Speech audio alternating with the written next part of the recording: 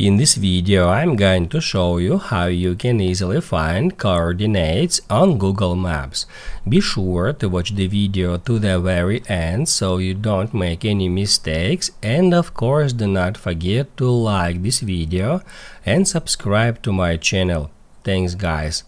So let's get started, and first off, open up Google Maps app and then find the location you want to find out the coordinates of.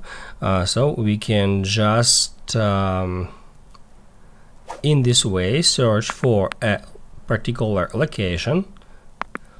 After that, all we have to do is just long press on it to drop a pin, and then just scroll a little bit down, and that's where we can find the exact coordinates of that location. If we would like to copy the coordinates to the clipboard, we just need to tap on it.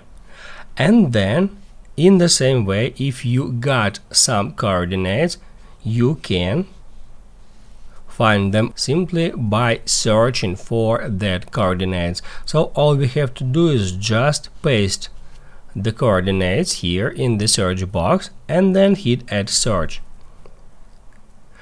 That's how you can easily find coordinates on Google Maps.